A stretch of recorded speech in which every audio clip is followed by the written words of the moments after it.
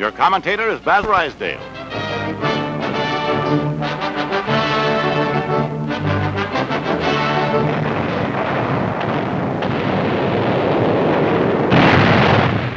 France is free as the full fury of America's mighty war effort is unleashed.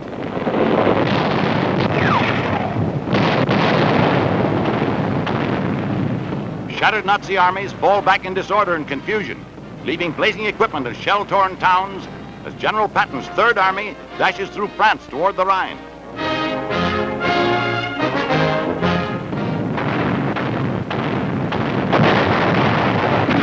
Closer and closer to Berlin, the tide of battle flows. Nazi officers, beaten and battle-crazed, are captured. General Eisenhower's brilliant strategy pinches off entire enemy divisions.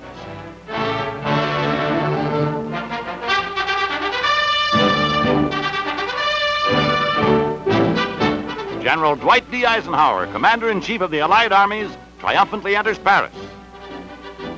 One of his first official acts is to pay homage at the tomb of the unknown soldier, as the Garde Militaire, symbol of France reborn, presents arms in salute, and a liberated France rejoices.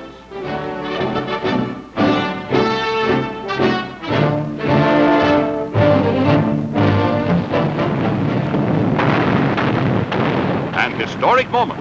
The vanguard of the American army smashes to the Siegfried Line, invading Western Germany for the first time since Napoleon.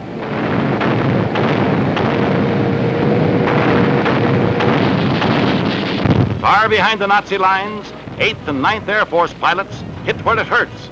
Enemy communications are torn to pieces by American artillery and daring flyers who dominate the skies over Germany.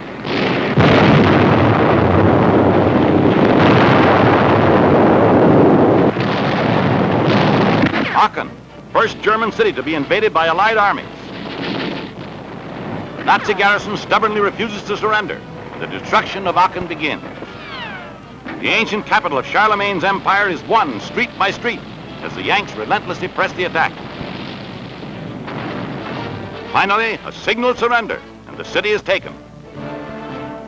General Eisenhower, with characteristic simplicity, appears in the front lines to personally commend his GI Joes for exploits in battle.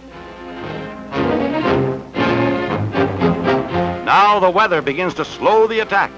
Rains and floods make progress increasingly difficult, bogging down heavy equipment, flooding city streets, and slowing up the Allied advance. The bitter cold and mounting snows handicap the Allied army. Thus, the weather becomes a major factor in determining when the Nazis can be beaten into unconditional surrender.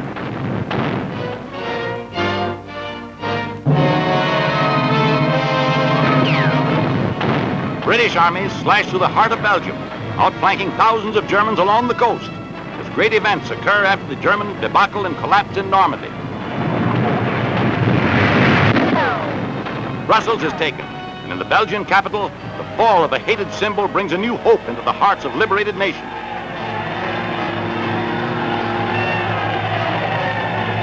The joyous people unleash all their pent-up hatred against their Nazi conquerors. This expresses the nation's emotion.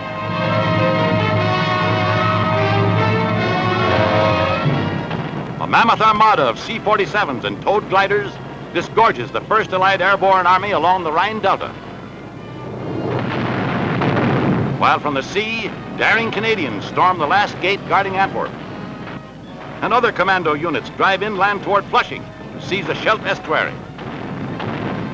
The invading Canadians and British experienced the most savage fighting of the war during the terrific battle to free the port of Antwerp. But even with time out for compassion, they win the city.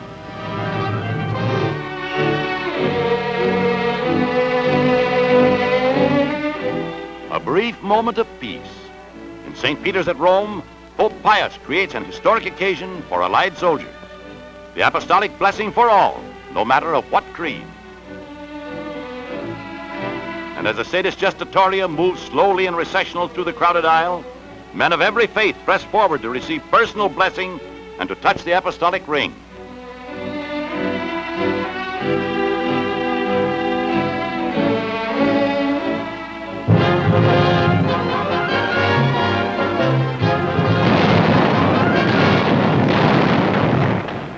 Russia's mighty armies make new history on the Eastern Front, knocking Romania out of the war, joining with Yugoslav partisans to sweep through Belgrade, tying down huge Nazi forces in Hungary, and finally, on the north, invading East Prussia, home of the war-making Junkers.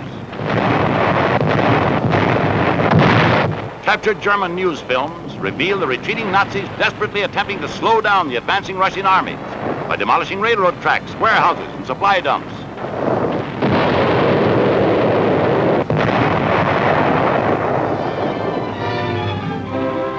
In Moscow, the enormous extent of Soviet victories in 1944 is partly seen in the spectacular parade of 60,000 Nazi prisoners marching through the city streets and historic Red Square to prison camps nearby.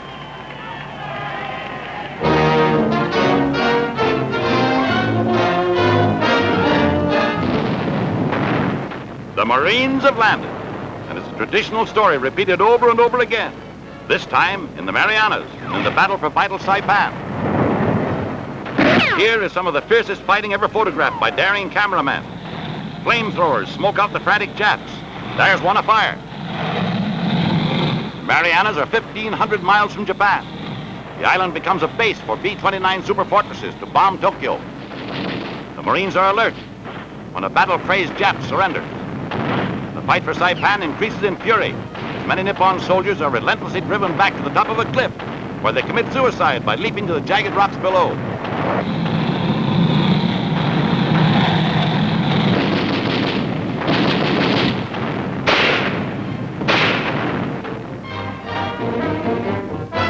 Marianas fall to our fighting Marines.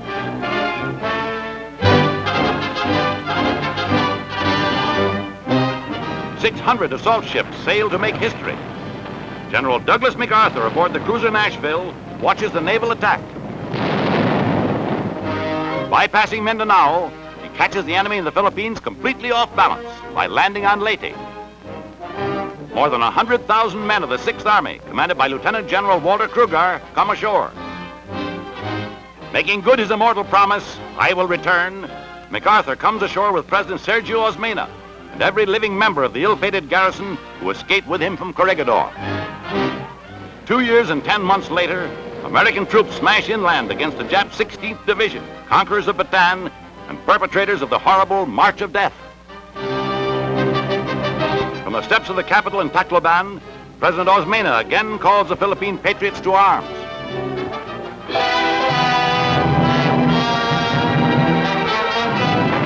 Gun crews on the alert to battle Hitler's spying bombs. They succeed in shooting down 1,500 out of 8,000 one-ton robots. Fighting planes bring down 1,900 more. An average of 100 a day threaten England. 1/3 of the Nazi secret weapons reach British targets, killing 6,000 people, seriously wounding 17,000 others. British and American gunners perform magnificently.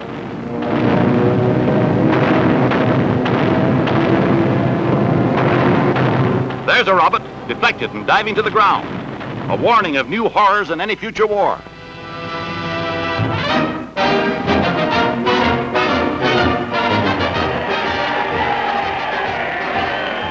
New York's Governor, Thomas E. Dewey, campaigns for the presidency with the oft-repeated slogan, "It's time for a change." In the final days of the campaign, Franklin D. Roosevelt swings into his fight for a 4th term. As the world watches with amazement a nation strong enough to take time out for politics in the midst of the greatest war in history. By a majority of 3.5 million votes, Franklin Delano Roosevelt is elected to serve for a 4th term.